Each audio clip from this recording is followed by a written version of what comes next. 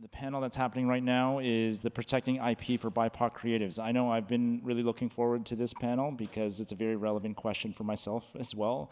And I'd love to hear what Zarka has to say about her experience with her IPs. I know for me, Little Mosque on the Prairie was one of those first, pioneering TV shows in Canada that we look to as, oh, they broke the mold. They infiltrated the system somehow. And this was, at a very different time. Zarka's created, a number of shows at this moment with Muslim communities. But I want to introduce first our moderator, Angie Balata.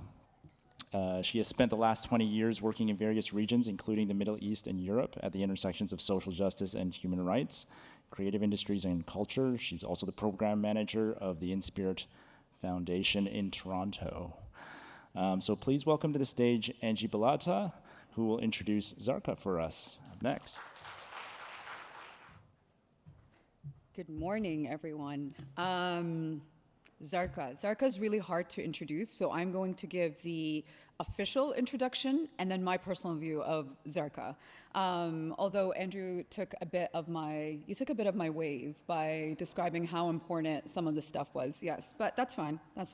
In 2007, Zarka created Little Mosque on the Prairie, one of CBC's, I think, the highest rated show in over 20 years, winning a Gemini Award. In 2014, she published her best-selling comedic memoir, Laughing All the Way to the Mosque.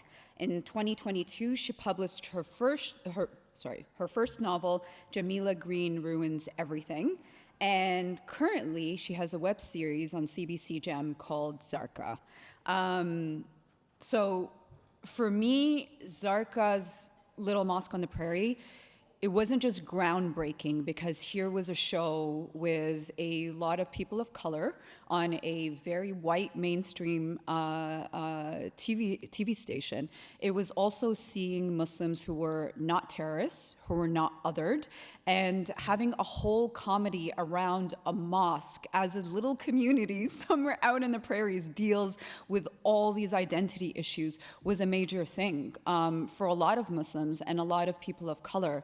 And to just contextualize what that meant, in 2007, that was 6 years after 9/11, the things that Muslims were dealing with around the world, the Islamophobia, the rise in, right-wing policies and police programs around Muslims was a very real and a very big threat for a lot of our communities. And then Zarka comes in with her comedy and changes things for a lot of communities. So I'd like to welcome to the stage Zarka Nawaz. Okay, so our panel today is on protecting and owning IP. Very complicated conversation, very relevant conversation.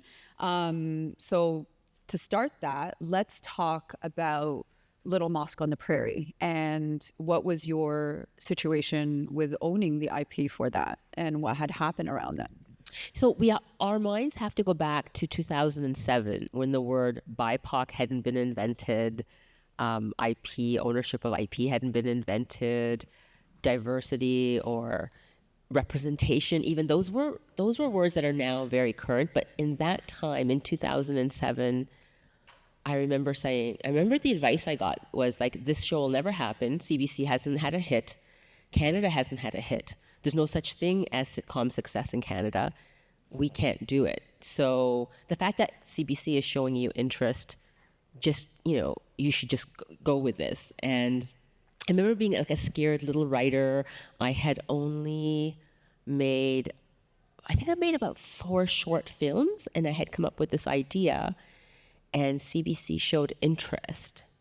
And even the lawyer at the time was just like, you know what, the contract should just really be about you being able to write, and no one had to even mention the word IP. No one at that time period, you have to remember, right? If you think about it, what were the biggest hits in Canada at that time? Beachcombers. Have you even heard of the Beachcombers? King of Kent. That's how old we were giving away our age. People are older. King of Kensington. And there was a sense in Canada that we couldn't do it. That Canada could not make sitcoms. That was the overwhelming sense. We didn't understand what it was. We didn't have the experience. And so nobody was thinking this show about a mosque in the prairies was even going to be, we get past a handful of episodes, or that it would be a monster hit, or that the US would be interested in format rights. Like, the lawyer didn't even think about those things. That didn't even enter anyone's consciousness because it never happened before. So a lot of protections hadn't been put in the contract because it was just unprecedented. The success of the show was just unprecedented. And the only other show that came out was Corner Gas at the same time. But he was a big, he was a white man, a stand-up comedian. He had power and clout. And so I imagine, I don't know, but I imagine it was a different deal with him. And, and if you think about it, like, Corner Gas never had a single female writer on staff, only white men. That was the era. No one even questioned it. Where only white men directed, only white men wrote, it was just 100% white management, creative, everything. Whereas at least with Little Mosque on the Prairie, we had a multicultural writing room because we had to. I mean, at that time, I remember not even being able to find a single Muslim writer in Canada with comedy experience, because where would that have come from, right? In the US, if you want to hire writers, you go to other shows. In Canada, where would you go? Because there were no sitcoms to draw from. And so I remember a friend of mine, Sadia Durrani, she was a stand-up comedian in Winnipeg. And I was in a room with like 9 white men as the writers that, the production company had chosen. And I was thinking, oh my God, right? This is, what am I going to do? And we would take them to the mosque and we would do field trips. And I was trying to get them to understand the community. So I called Sadia and I said, Sadia, please, can you consider coming on board? We had hired consultants, so it just wasn't everything wasn't just on my shoulders. And then suddenly it became like this monster global hit that nobody, especially the CBC, anticipated. Like, nobody saw that coming. Nobody. And then all these issues started coming up that I realized that I had no idea about, because you don't know what you don't know when you start out. Like the ignorance is so big, you have no idea. And the only way to learn is by being immersed in it. And, right away, there were issues between the CBC and the production company. And I was like, how do I handle this? And the best advice I ever got from someone was like, it is a very rare opportunity to be in a writing room in which there are 20 episodes a season. So the smartest thing for you to do is not to get involved in the politics, but to learn your craft. Be the best writer you can be and be very, very good at it. So when your chance comes, you will know what to do. And so even the CBC would be very much like, they would decide how many episodes we could write and they would limit the number I would get. And then I would say to the other writers, okay, you know what? Let me outline your episode for you. And then, the showrunner at the time would say, okay, but you realize you won't get paid because you haven't been contracted. And I said, that's fine. I just want to learn story structure. I want to learn how to outline. I want to learn how one puts together a 20-minute episode from top to bottom. And if you're not going to let me do it or give me enough episodes, because, some of the white guys were getting like 6, 7 episodes. And I would just say, I want to learn story structure and really understand the craft of writing. And I was really fortunate because in the US, they didn't know what was happening in Canada, that they were favoring the white male writers even above me, even though they all depended on me for the stories. And I was able to sell, because the show was so hot, I was able to sell a pilot in the US. And so once Little Moss wrapped up, I'd go to the US, I would sell a pilot, and then I would write that pilot. And the executives treated me like as an equal, as I should have been treated in Canada. And I started learning more and more about writing pilots and story structure. And then I would go back to Little Mosque and then, get my 1 or 2 episodes and then, write what I could for other writers and pitching most of the stories. And then the next year I would go back to LA and do the same thing. I would pitch and sell a pilot and learn to write that pilot. And so all those years I learned to write, and I got stronger and stronger and stronger as a writer. And you would think at a certain point, CBC would say, okay, she should be a showrunner. She should take over. But what it was, there was just this understanding, it would go from white man to white man to white man. That was just the way it was going to be. There was no understanding that it would go to the creator of the show. Whereas now, and the cultural climate has shifted. And a show like, say, Kim's Convenience, right? Like, if that show had been made 10 years ago and In's show had chosen to leave there, no one would have batted an eye. They would have said, yeah, Kevin White will just take over 100%, like, the way Little Mosque was. No one would have said anything, but they couldn't do it this time because there was too much transparency and too many eyes watching the show. And so the production company had to pull the plug, even though, and what's interesting to me is there was never a succession plan. My assumption is there should have been a succession plan, that you train writers, you hire junior writers, you work their skill level up until if someone leaves, they replace them. And that's how the system works in the United States. It's an apprenticeship system. You hire junior writers, the ones that show the most promise. The next year they get more responsibility, more scripts. The next year they learn more about writing until, in a couple of years they can take over the show. That's the way it works. It's an apprenticeship system. On Little Mosque, it was not an apprenticeship system. It was like white man, white man, white man, white man. Why are you still here? Why are you still here? And it was like you felt like you were a problem, like you shouldn't exist. And it was a really scary time. Like, it was so scary. And so when that was over, I remember pitching to CBC in various places, and they were like, no, you're still going to have to be paired up with somebody else. And I said, have I not earned the right now to be a showrunner of my own show? And at that time, in 2012, they wouldn't accept it. And, it's a question of gatekeepers and understanding of what they will accept. And they don't move unless the culture moves. And so what I did was I shifted to writing books because I wasn't going to go through that again. I said, I've been through it once. I've earned the right now to be a showrunner of my own show. I have earned the right to do it. I've learned the skills. I've put in the time. 20 episodes for 6 years. I have put in the time. And I have learned how to write really well. 4 pilots in the US, ABC, CBS, Fox, NBC, right? So come on. And it was like, no. And then I wouldn't compromise. I was like, no, I'm not going to now again be paired up with another white man. Like, I've done my time. I will move on to publishing. And I did that until then there was this cultural shift in the landscape of television, where suddenly there was like, where are all the brown showrunners? And I'm like, hello, we're right here. I should have been a showrunner by now on a Canadian show. I had the experience. I put in the time.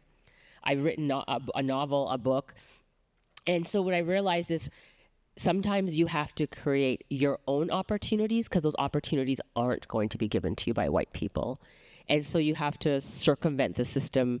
So I said, okay, I'm going to create my own show, but this time I'm going to own the IP, and I'm going to be the showrunner, and I'm going to show CBC that I can get the ratings and the quality that is expected from someone who is a seasoned writer. And that's when someone told me about the IPF, the Independent Media Fund? What does it say? Independent Production Fund, where they give $30,000 to make a trailer. And I thought, okay, I'll start with that.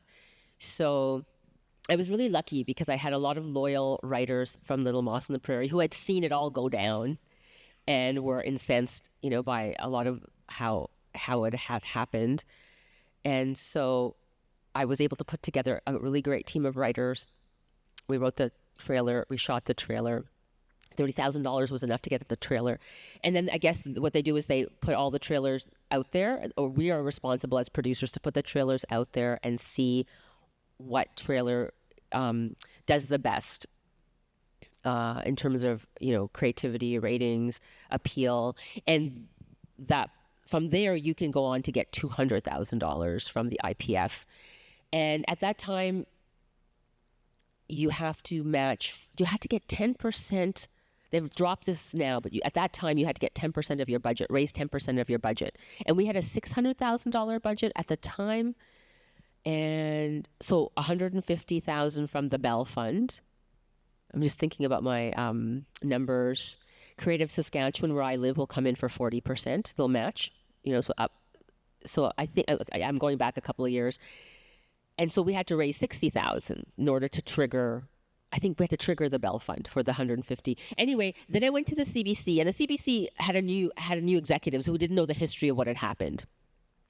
And they were like, "Oh, Zarka Nawaz, yeah, so we'd love to work with you. We'll give you a license fee." But the license fee is like 10% of the budget, just so that people know, because people are under the impression that license fees are like 100%. No, they're like 10% of the budget or lower, right? So when they came in with this 60,000, it meant that it triggered the 150 from the Bell Fund. And sorry, these are numbers for people out here. If there's anyone out here who's a producer who's wanting to know what the numbers were like, we were able to go for another fund in Creative Saskatchewan, which is worth 20% of the budget. So we were able to up it to about 800. So here's the thing that I didn't understand at the time, because when you think people will give you 800,000, they don't give you 800,000. They hold it back, and they give it to you in what they call drawdowns. So they'll give you like maybe 50% now, and then another 20% once they see the rough cuts, which means there's a hole in your financing, right? That hole is maybe 150 to 200,000. You have to come up with it. If you want to own your IP, so which I did, I want to own it, which means I have to raise the financing, which I did, which means now there's a hole in financing because it's an $800,000 budget. So we're looking at 100,000. So either I borrow that from the bank or I use my own funds, right? So I was fortunate that I had sold a book and I had money, coming in from other sources. So I decided not to borrow from the bank and use my own resources. But that also means that you are now financially responsible for the show, right? So if it goes down or it goes over budget, it comes out of your pocket. Not that anybody else, they're only going to give you what they're responsible for, which means it's really, really, really important to hire excellent line producers, business managers, have them part of your budget lines. Because you have to have cash flow. I mean, I'm primarily a creative person. I don't understand a lot of that world. CAVCO A, CAVCO B, the tax credits. It's like, oh my God. But there are people who do understand it, and you need to have them on your team. You need to hire good people, pay them well, make sure that stuff happens, because I don't want to scare people. But if you want to own your own IP, if you want to produce under your shingle, then you have to start becoming, what's the word? Literate, financially literate about what it takes to make a television show in this country. What are the different stages? What are the responsibilities to the funders? What do they want? What is the requirement? And I'll be honest, this isn't for everyone, right? Like, because of my experience with Little Mosque on the Prairie, I decided that I wanted to really understand, what is it being a producer? What does it mean to own your own IP 100%? What are the ramifications? What are the responsibilities? What are the pitfalls? Do I want it? Right? So if you think about Zarka season 1, like, even worse, let's talk about second season. I was the actor, director, producer, writer, right? All 4 hats. I don't recommend this. It's tough. It's challenging.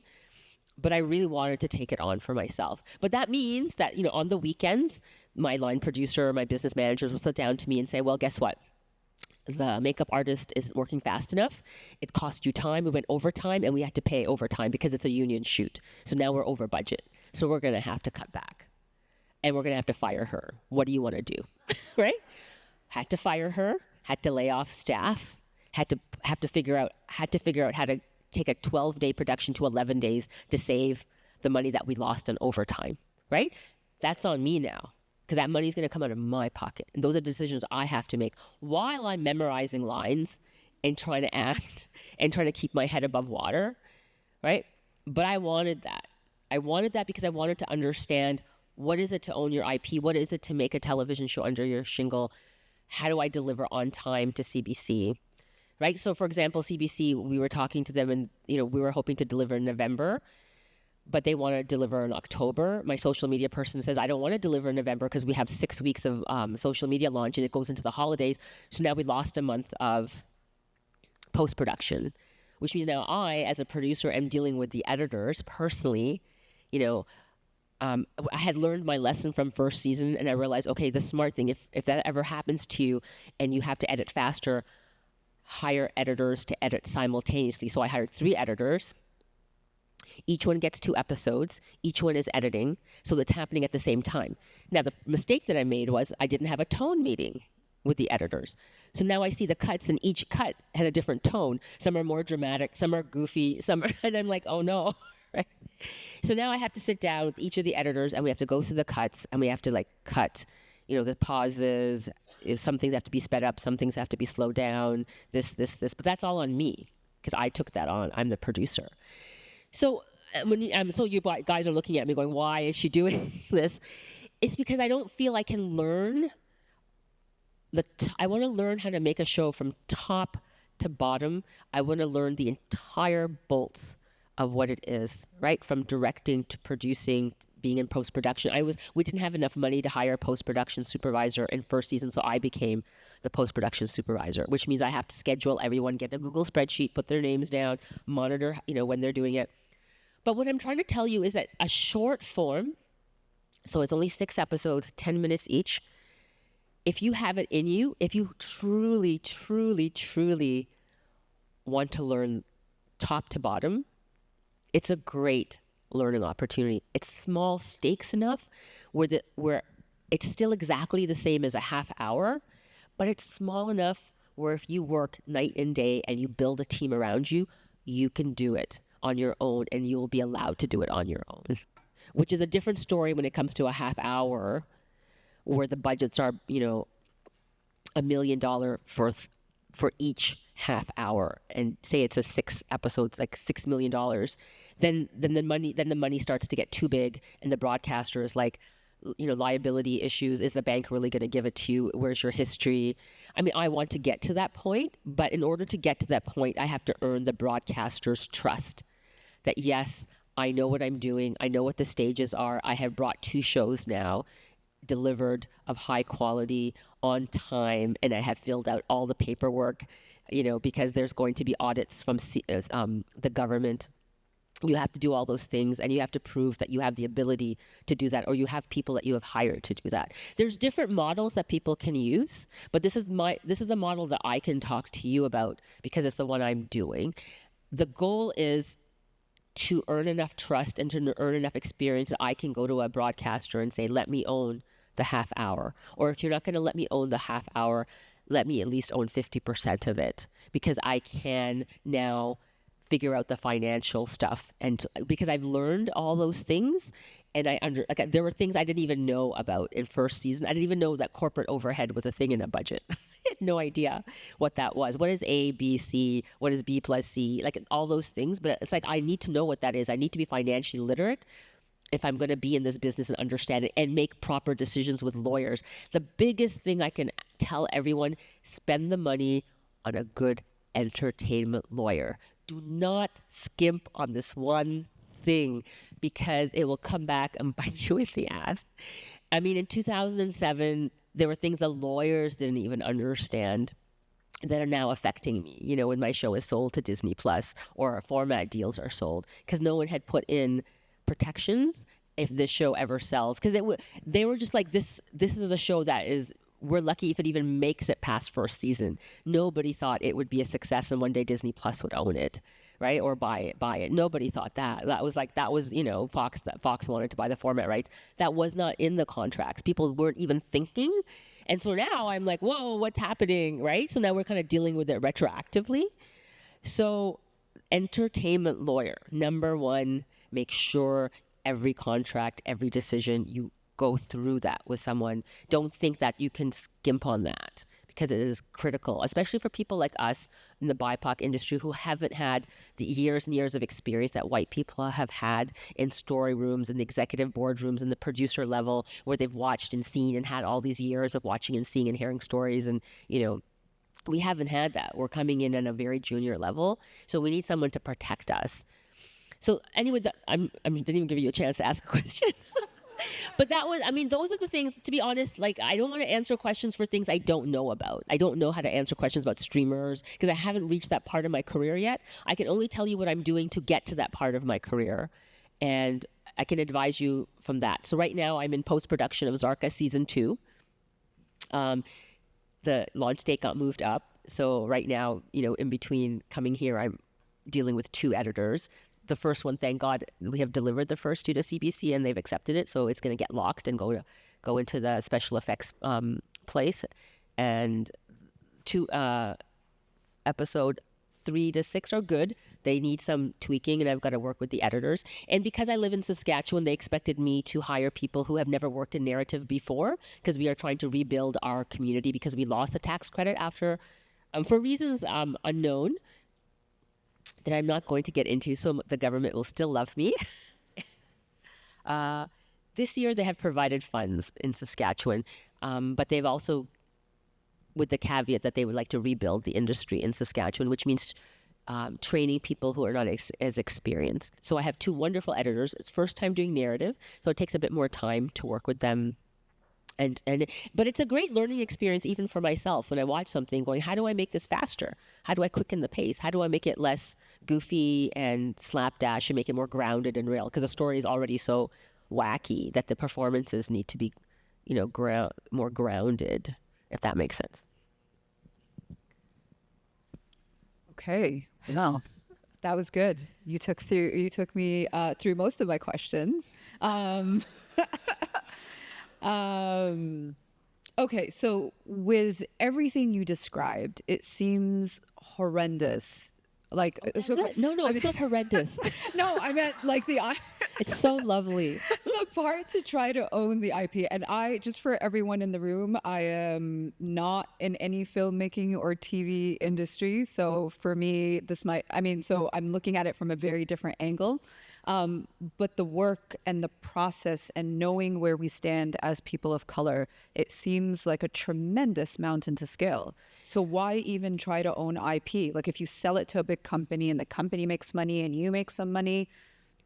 Well, as Jennifer Irons, you guys know the people who Jennifer Irons is, she's one of the best agents out there. And I talked to her before doing this and I asked her that question and she goes, do not scare people. If you scare people, I will be very annoyed because it comes down to one thing. It's generational wealth. And then she told me that. Why do you think white people are so rich off of their TV shows? Because they own it and they sell it. And there's a lot of money to be made. And I think all of us also deserve to make that money with the stuff that came out of our heads. And that's why I want to crack the code and figure it out. And figure out how to make the money. How do I make more than just a good living, but a lot of money? Because I think that it can't just be one group of people that hold on to that money.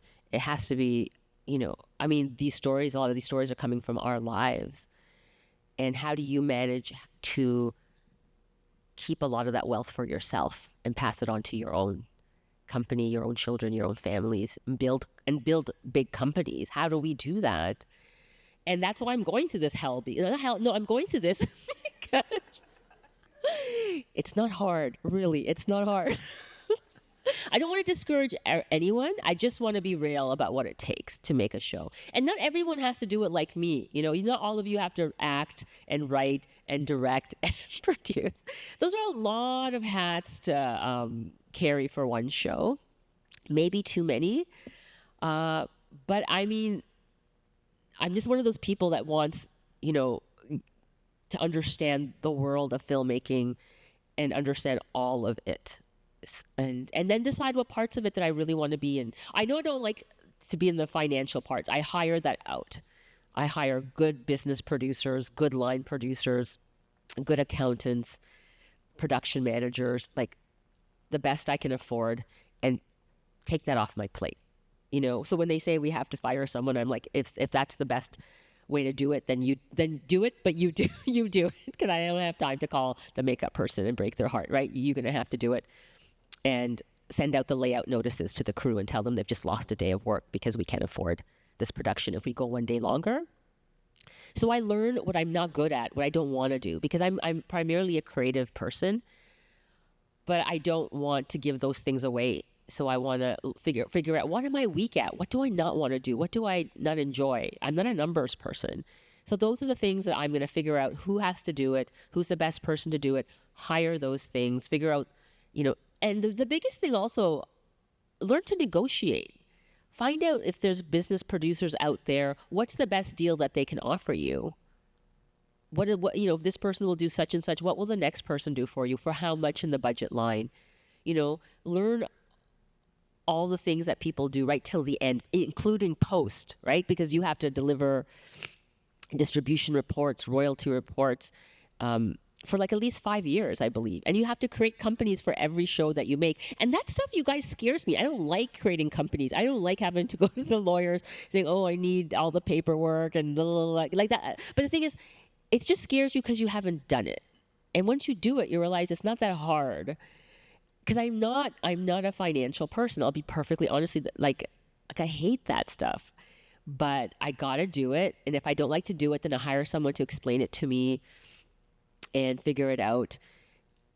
But I've got to get over my fears, because if I don't, then I won't be able to get to this goal that I want, which is to own a half hour and to have a production company under my own belt and be able to make shows that I completely control from top to bottom. Okay, got another complicated question for you. Okay, let me set the question up first. There is the context that for particularly a lot of young creators or new creators, that they have to attach themselves to bigger production companies so they can get their things made. Often those production companies are white owned. And the other part of that context is a lot of people won't be owning their IP on their beginning projects, or even their second, maybe their third. So what's the middle ground? What is the best case scenario if you can't fully own your IP and if you want to grow production on the BIPOC side of the world? Because there aren't many BIPOC owned production companies.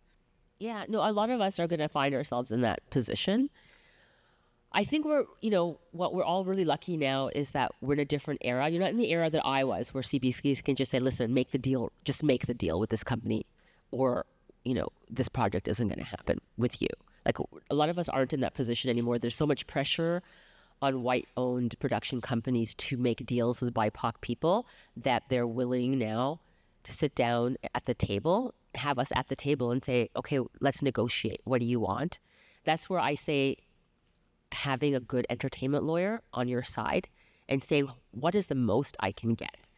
We also have to remember that we also have to raise our value in this game, right? So my value is I am a senior writer of one of the biggest shows that came out of CBC. So I have now history with the CBC. I've now made 2 shows for the CBC. The season 1 did very well enough for them to greenlight second episode. It'll hopefully be delivered on time and it'll do really well. So now I can say I've got a television show, 2 television shows on the air. So I am in a different category now. So when you talk to me, you can't talk to me as if I've just entered, like I'm a newbie. So I want 50% ownership, and I'm willing to take on 50% of the financial risk, because now I know that I know what it takes to own that 50% of that financial risk, because now I know what the banks will ask for. I know what the paperwork requirements will be. I know who can fill out the paperwork for me, because I've done it now twice. So I'm not going to be scared when they say, can you do it? Show us the proof. Here's the proof. So also we have to take into consideration what is our value in the marketplace. We need to build our value in the marketplace by creating something first, even if it's short form.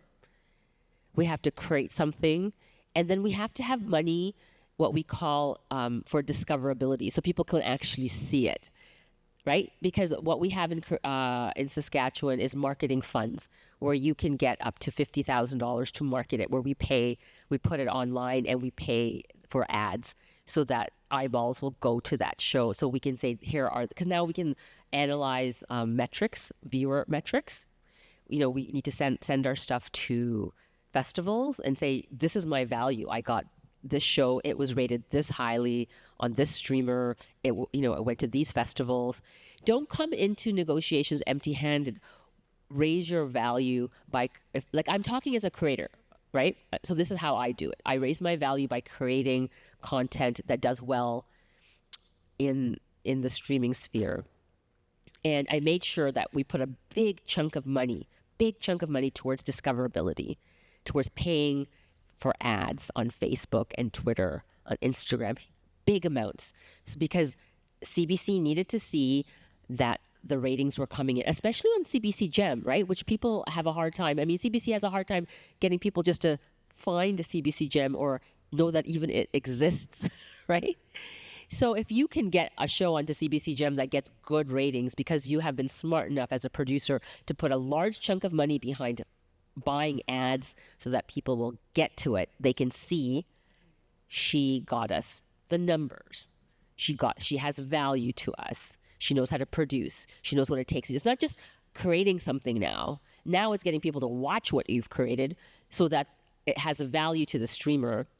So the streamer will be more likely to greenlight the second season. They would not have greenlit the second season of Zarka if the numbers hadn't been good for first season of Zarka, right?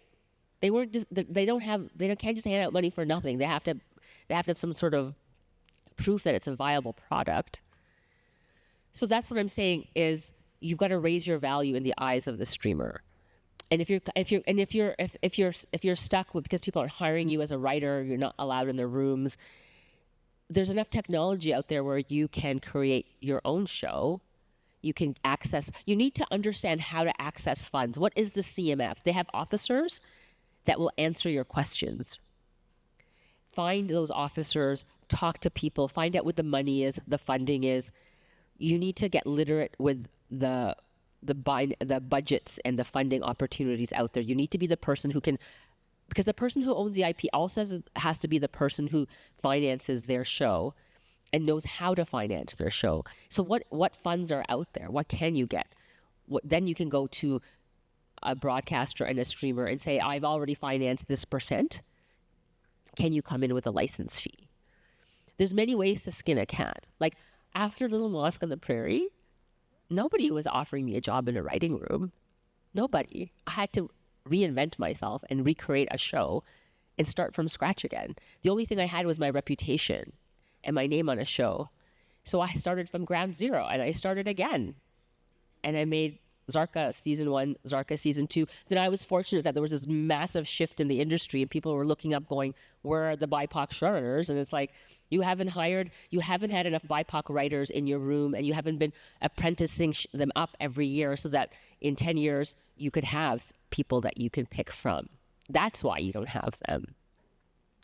I'm not, this is not a speech to get you guys down, right? Like I saw the writing on the wall for me and said, if I want to come back into this industry, I have to do it by myself. And no one's going to give me a golden ticket. You start with a web series and you start again. But what you did learn is I took the advice that producer said, 6 years of learning on 20 episodes a year taught me a lot about story writing. And I knew how to run a room. I know how to be a showrunner because I put in the years and the scripts to do it.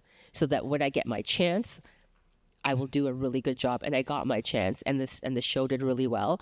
In second season, I think we only got the money together maybe 2 months before we were going to shoot it.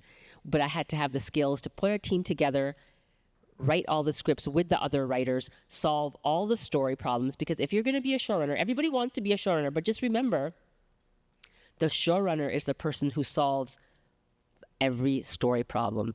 It lands on your shoulders. When everyone else says, I don't know what to do, you have to solve it all. You have to figure out what those problems are and solve them.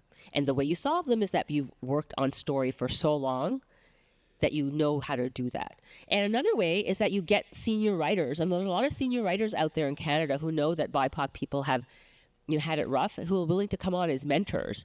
So if you feel like you don't have the experience, then you talk to someone, say, will you be a mentor? Put a line in your budget for a mentor to come on board in your room and help you solve that story problem. So we got there, 2 months, finished writing, got it all together, and then we shot it. And now we're in post. We shot it in May. I have to deliver by September. right? So think about May, June, July, August, 4 months to turn it around, editing, post-production, all the special effects, handed the masters to CBC in time. I mean, it's a lot. That's a really fast turnaround. But they have faith in me because I did it first season. And now I've proven to them I can do it. So I can do it even faster second season. So you learn through experience, but you also have to gain knowledge. And it takes years to gain that knowledge. So don't be so quick to say, I'm the showrunner and I need to be the head of my show right now. Like, you need to also learn the steps of story and the craft of story and the ability to learn how to solve story problems. And that means working with mentors and more senior writers who can teach you the ropes and the skills. So I'm talking to you as primarily a creative. Like, if you want to learn more about the producing, it's better to talk to somebody who actually hires creatives to work on their company, because I'm the creative who hires the financial people to work in my company. But there's other types of models too, where there's people who don't know anything about the creative, who just know everything about the financial and hire the creative to come in. So there's that model too. And maybe that's the model you want to be. So I can only talk about my model. Okay, I have more questions, but we do not have a lot of time, and I do want to open this to the floor. So, lady in pink. Thank you, Roland. Oh, yeah. Hi, Zarka. Thank you for being here. My question is about how you're leveraging your previous success with Little Mouse on the Prairie and now with Zarka. Like, are you finding, CBC more receptive to you show running half hours, or are you approaching, Bell Media? Like, how are you finding, are you able to like leverage that past success and this, now success with Zarka into the getting your ultimate goal, which is to like show run half hour comedy? No, it's a good question. We are going to pitch Zarka as a half hour after what I'm waiting for is for the second season to air, get really good ratings, and then come to them with data and say, here are the ratings for 2 episodes, 2 very successful seasons. We'd like to go to half hour. They're still being ownership. Why aren't you coming to us with another production company? Why are you always coming to us on your own? So we're still dealing with that. I have a television show in development with CTV. So I'll find out in the next, I deliver in about a month, and then I'll find out what their answer will be to me. So I don't know. I'm using the 2 shows to see if I can leverage it into a half hour. So I'm at that place now where decisions are going to get made, and I will find out in the next, like, if you ask me to come back next year, I can give you more of an answer. But my hope is, if they won't let me own it outright and do it outright, then the next stage is the 50% ownership and partnering with a production company.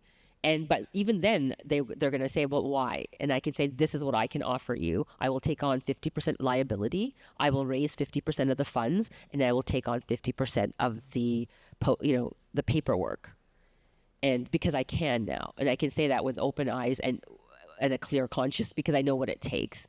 I will hire all those people, but I know what it is, and I won't be coming in with ignorance. So my trajectory is to get to that place. And that's what I'm trying to do now. And I'm really optimistic for all of you, because I feel that the community there has been shamed so much, for what they've done and for their lack of promoting people and giving people opportunities and experience, that I sense there's a change in the atmosphere that sure as hell didn't exist in 2007. That's for sure. Because I don't remember being treated like this or talked to like this ever before.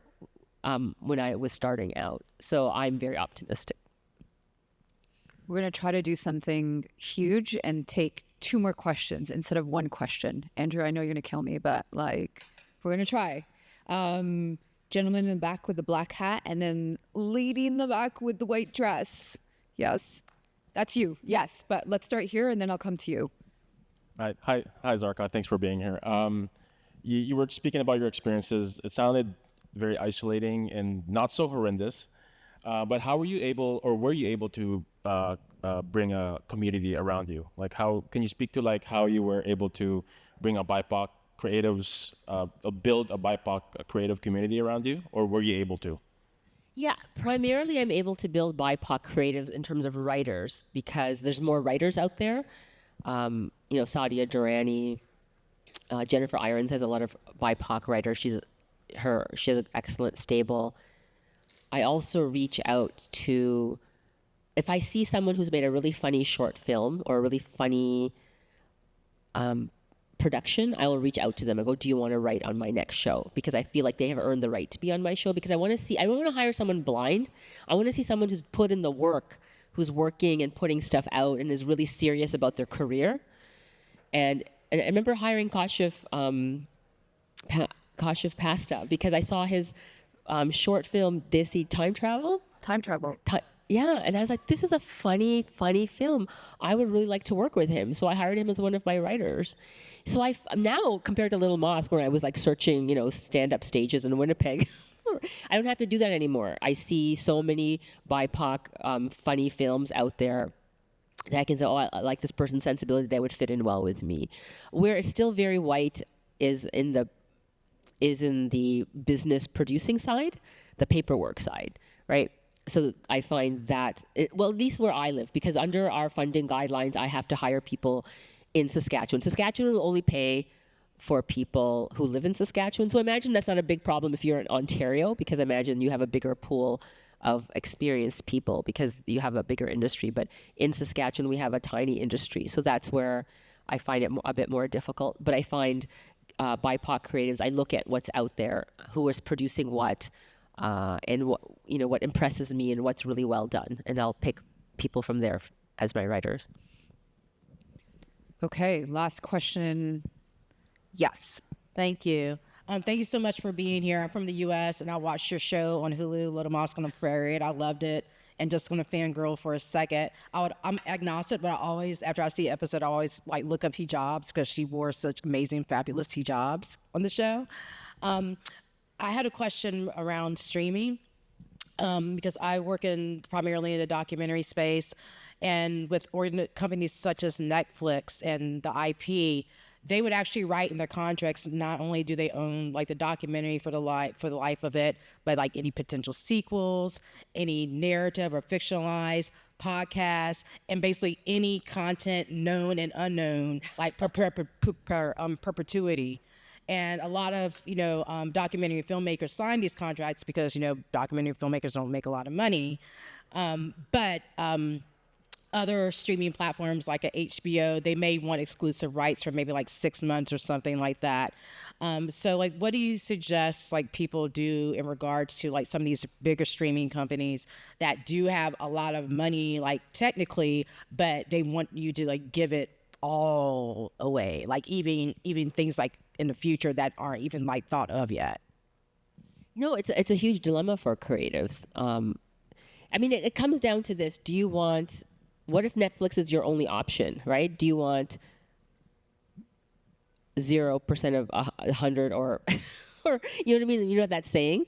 And so I haven't had that experience, but I've heard about it. But I'll ask myself, what would I do if? I guess it comes down to your ability to negotiate, right?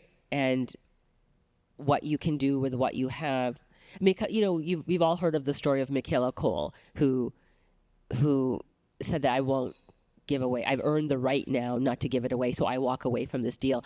But then you have to be Michaela Cole. You have to have had a show of that stature in order to walk away from a deal and then get another deal with HBO, right? It's easy for her to say that because she had a competing.